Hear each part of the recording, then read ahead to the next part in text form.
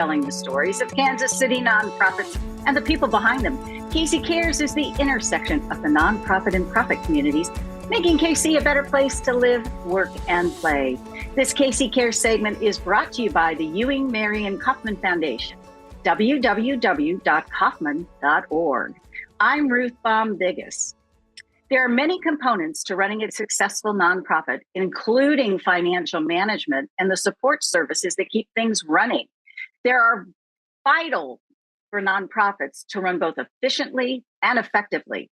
Since 2001, Support KC has been providing nearly 200 area nonprofits with back-end financial and support services such as accounting, donor and program information management, fund development, administrative support, and much more.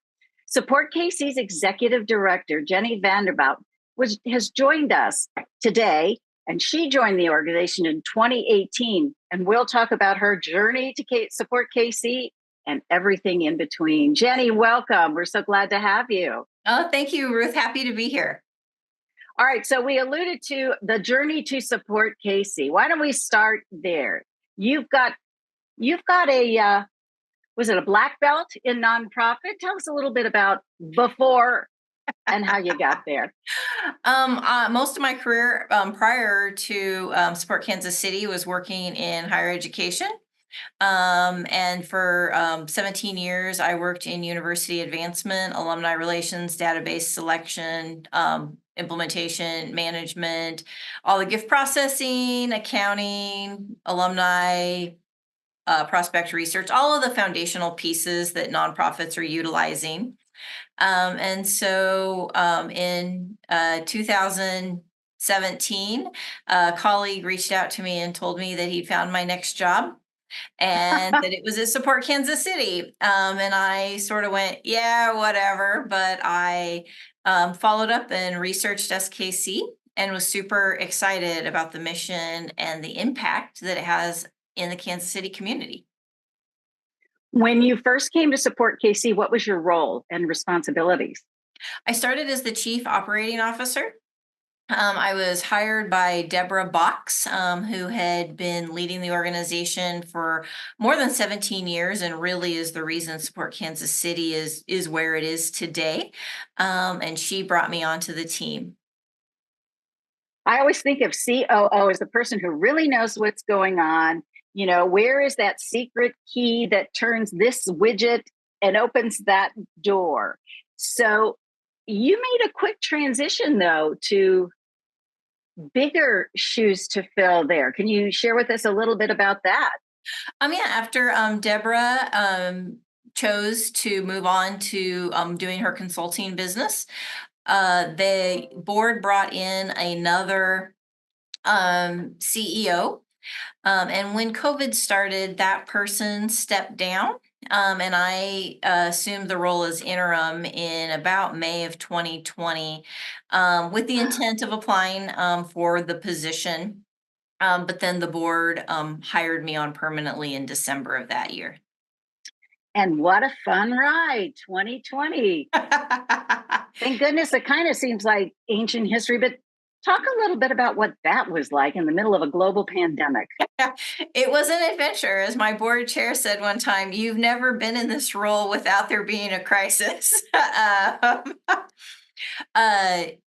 Obviously, we were in transition, just like every other organization, trying to figure out how we could continue to deliver on our mission and support the organizations that were so vital to meeting community needs while we were going through the pandemic. And so we really looked at how we continue to protect our team, but also not have there be a break in service to the organizations that we serve. So we were online just like everybody else.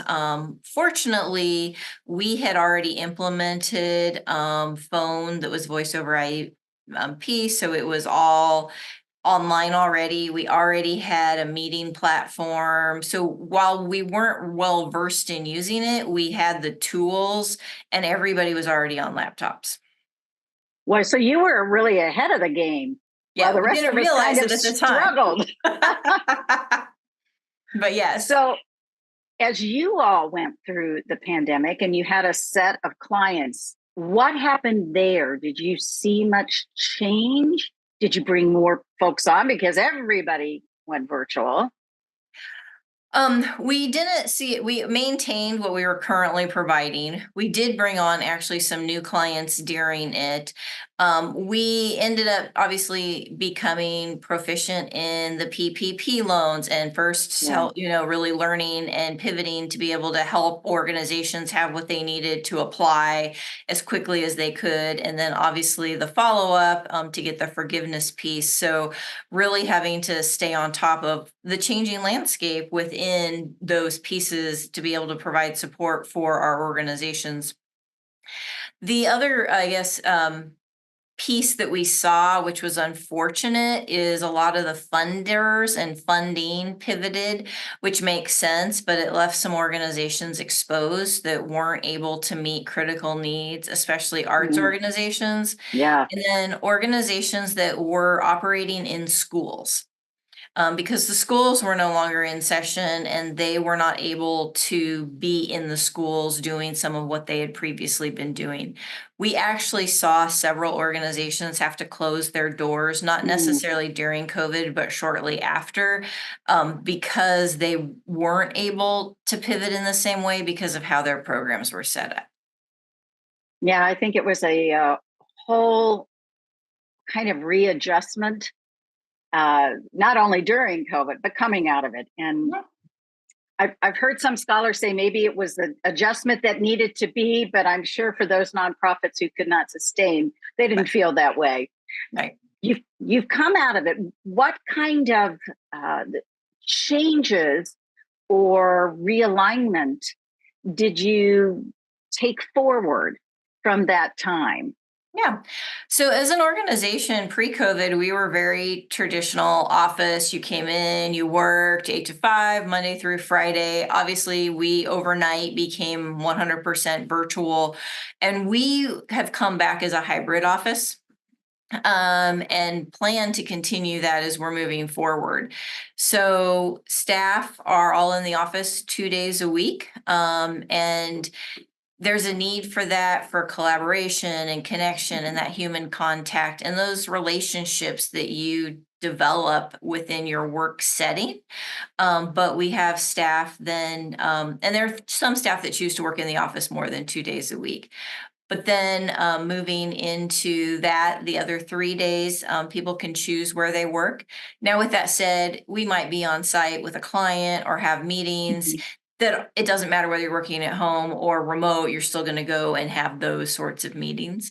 But that's kind of probably one of the biggest changes. We do a lot more virtually with meeting with organizations because you can pull stuff up and you can share screen and you can have this conversation and you can even flip it over so you can watch what they're doing. So we do a lot more that way.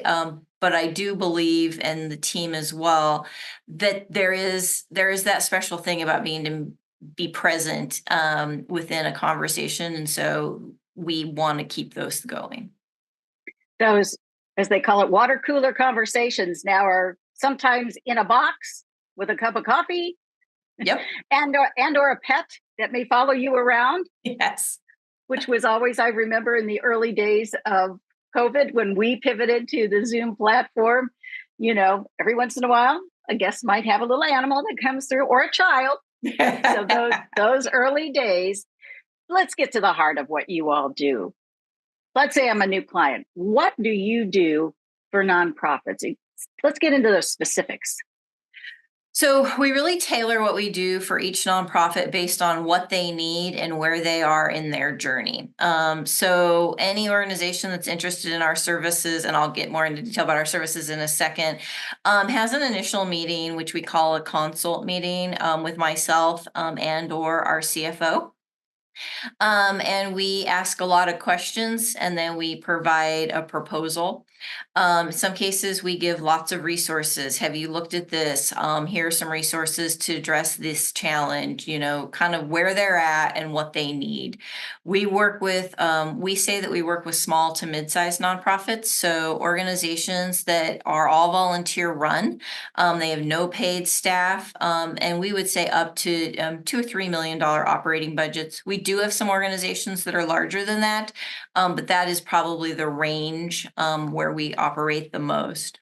Services that we offer, we're 80% of the financial, as you kind of mentioned when you were opening up, that financial accounting piece, payroll processing, and 990 preparation. We were founded originally by Bank of America with that intent. And so that has remained true as we've gone through time. Within those pieces, within the accounting, we could do, partner and do everything. We're doing all your transactions. We also could just be doing your reviewing and reconciling each month so that there's a second set of eyes and you're creating the standards that you should be meeting in order to have good fiduciary responsibility. We provide management reports, kind of consulting. Newer organizations that maybe can't afford that, we may get them set up in QuickBooks initially, create their initial chart of accounts, and then we're available as needed for questions until they're at a place that they really can afford and need monthly accounting, and then they evolve and we evolve with them. Other areas of service that we provide are around grant writing and grant management, human resources support, kind of initial setups. You're hiring your first employee and creating employee handbooks and those pieces. We do database selection, implementation, and management. So working with organizations about how they're going to track and manage their donors or other constituents. What are the things they need to track and manage, getting them set up. In some cases, once they're set up and trained, they run with it, and we are available as needed when they run into issues. But in other cases, we continue to manage their day-to-day operations of their database, and we're their database managers. We also do governance and strategy, working with boards on board structure, board recruitment, strategic planning, policy creation, development, those sorts of things. You're like the nonprofit gurus. I like to think that we help build the foundation for them to deliver on their mission successfully.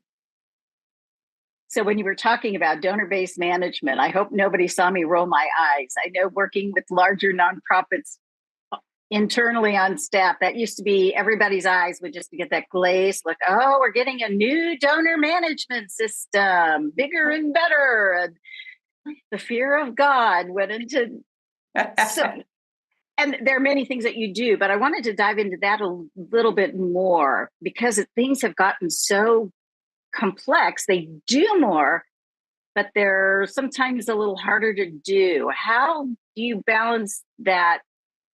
Here we're going to help you with, maybe we should just hang it up and go to what we used to have. Will we really, again, walk beside them, talk with them? A lot of times we're talking to organizations that tell me they want to increase their fundraising efforts, and I ask them how they're tracking their donors, and they tell me Excel or Google Docs, which is not as robust a way to manage long term. And you usually start off with the conversation that if you really want to build a fundraising program, you really need to have a good, robust tracking process in order to really grow from. So I think that's the biggest piece. We do talk to organizations, though. I mean, I'll talk to organizations and I'll be like, why are you in that system?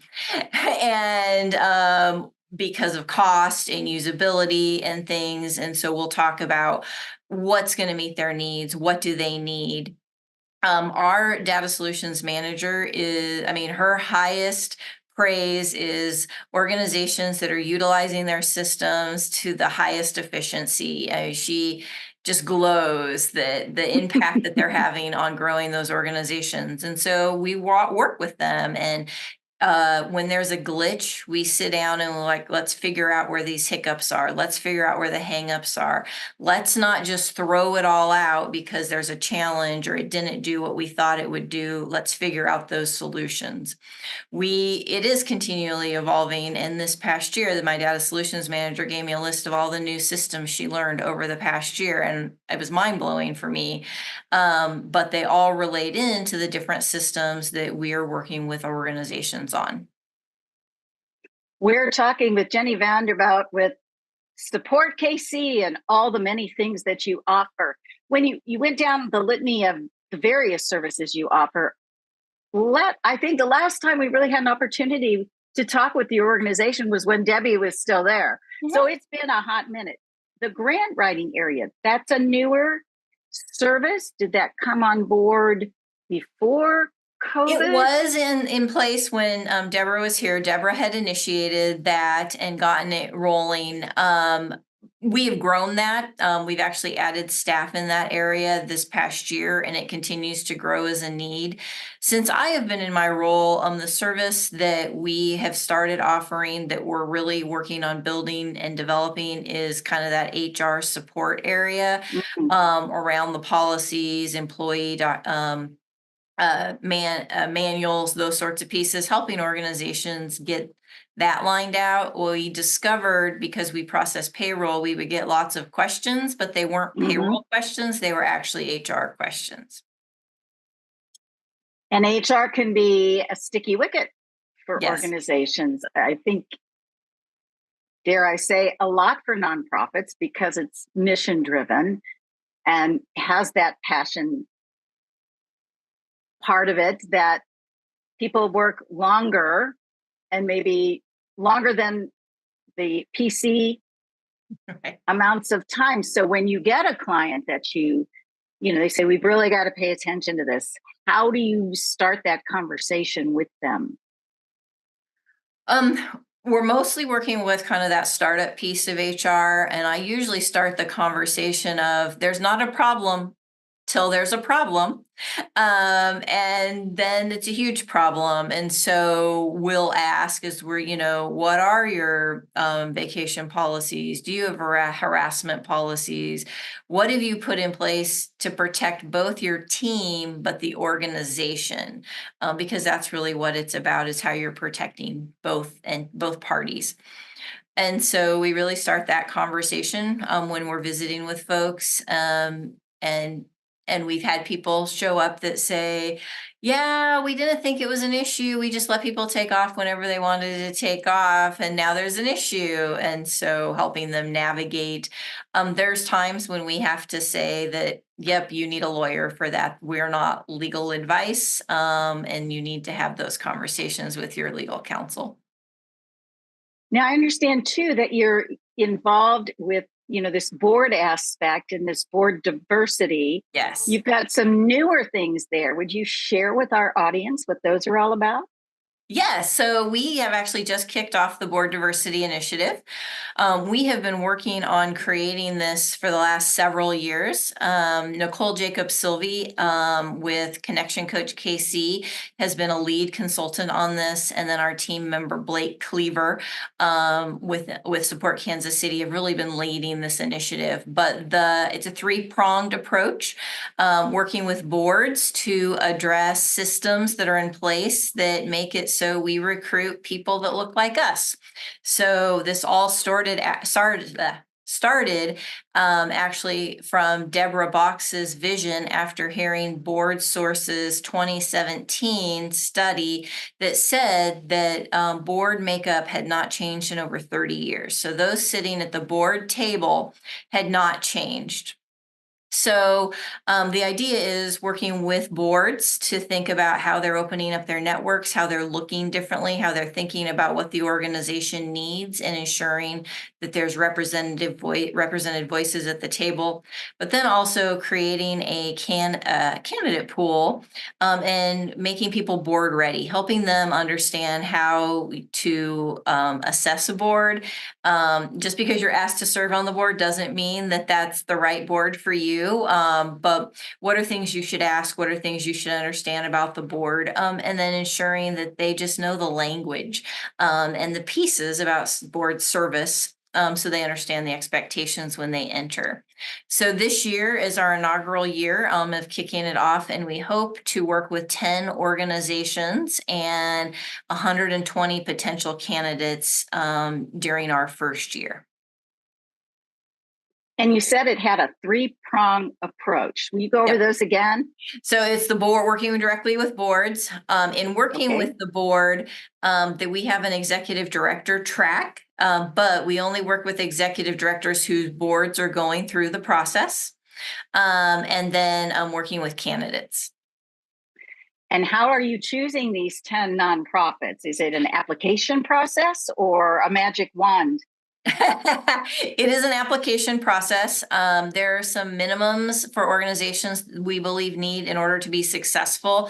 One is they have to have at least one paid staff person. The second is that they need to,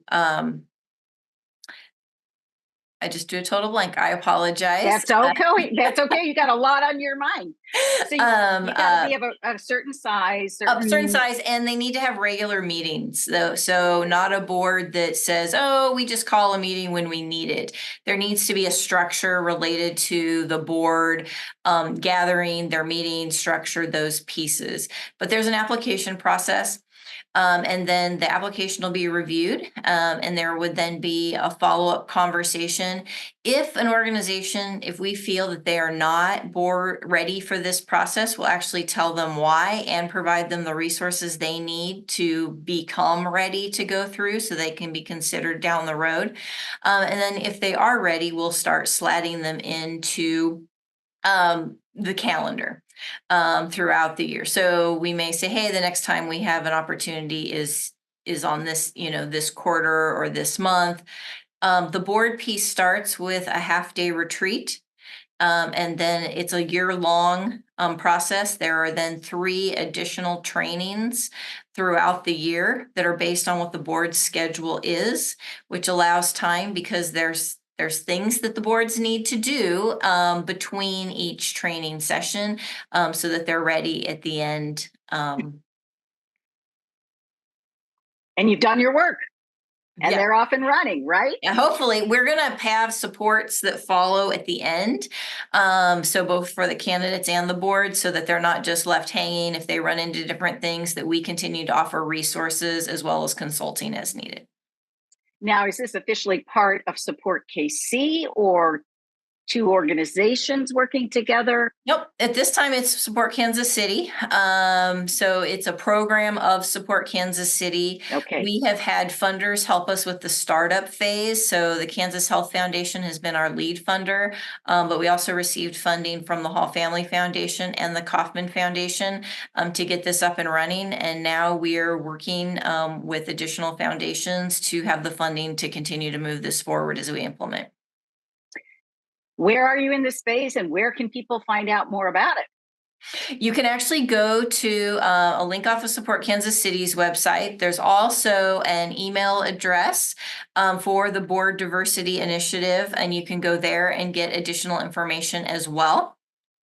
And those are really the 2 primary places, but you can call and talk to Support Kansas City. Blake Cleaver would be who you would want to talk to, although I can take whatever phone calls.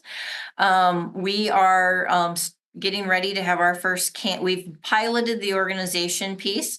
We're working on getting organizations as candidates, and we're getting ready to pilot the first candidate program in June. So we will be working with getting candidates involved in that as well. At this point, we are still continuing to do info sessions. So we did a kickoff last Wednesday at the Kauffman Foundation, but we're starting to go out into other community spaces and talk with other community leaders to continue to provide information and hopefully gain interest. So it's supportkc.org. Yes, that is correct. So just everybody go to supportkc.org. You'll find out all the information about this exciting new initiative. We've had Nicole on the show before.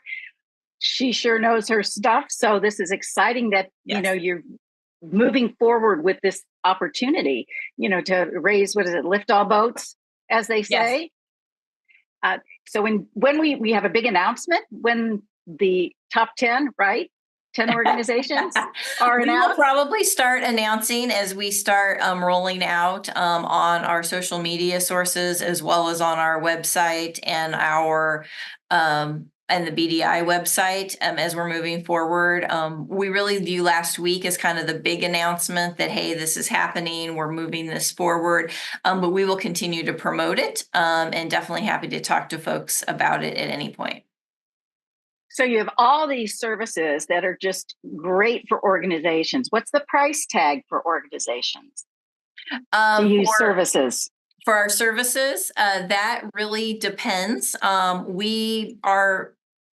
invoicing is flat rate. So once we've met with you and figure out kind of how much you need, we will let you know what it would cost per month based on how much time we think it would take us. We track and manage that. So if we've overestimated, we would make adjustments. If we've underestimated, we would make adjustments. For accounting services, it's based on an $80 an hour estimate. For other services, for database implementation, it's based on a $90. But we look at how many hours we think we need, what that cost would be, and then we divide it out kind of over what the year would be, so that organizations know that this is a flat cost and it doesn't waver during the year. That's helpful for a lot of organizations, yes. Right? Everybody's got a budget, yes. No matter how big or small you are. How much do you think you save organizations that come on board with you in time and money? That's a great question, and I wish I had a better answer. We know that we are significantly below market for the cost. Okay. So, like I said, our accounting services, we're estimating at about around $80 an hour for an organization. However, we know that if you go to an accounting firm and those others, it's well over 100, 120, 150 an hour. We also know, and this is probably pandemic related actually, that there are a lot of kind of bigger firms that are moving out some of their nonprofit clients. So they have previously, done it for half or whatever, and we're receiving business from folks saying, well, we were told we needed to find another accountant. That's not all of them by any means, and we partner with many for kind of resources as well as expertise as we need. But I believe we really look at it as a partnership as we're walking through it with our organizations, and ultimately save time and allow them to get funding. We have several organizations that we're pretty proud of their success stories, because we believe it's part of our success story, that started as almost all volunteer run and have had to leave our services because their operating budgets are, well over $20 million. And we couldn't provide that. That's not how we're set up. But other organizations that started as nothing and now have 3 and 4 facilities, and we're continuing to help them. That's phenomenal. Yes. It's Support KC. You're available for nonprofits. We would encourage our audience to go check it out. You've got lots of things. Plus, you have really nice people well, and a good team. It's always nice when you're talking money if the person on the other end is, calm and, and yeah, maybe we should hire you for our home financial management services, right? Well, unfortunately, I can't do that. And that's, I think, an important piece we like to make sure people realize. We are also a nonprofit. So we're in the same boat that the organizations we're serving and understand the challenges that they're facing. So because we're a nonprofit, the way our services are set up, we can only serve other nonprofits. Well, thank you for your time and bringing us up to speed at Support KC. Check them out at supportkc.org. Thank you, Jenne. Oh, thank you so much for having me today. And thank you for joining us for KC Cares, Kansas City's nonprofit voice. We're produced by Charitable Communications, which is also a nonprofit. This KC Cares segment was brought to you by the Ewing Marion Kaufman Foundation, www.kaufman.org. If you'd like to be a guest on KC Cares or underwriting opportunities for our work, please visit our website, kccaresonline.org, and spread the love. You can find us on Facebook and Twitter at KC Cares Radio and Instagram at KC Cares Online. And don't forget, you can catch us Saturday mornings at 8 a.m. on ESPN 1510 a.m. and 94.5 FM. Thank you for joining us on KC Cares.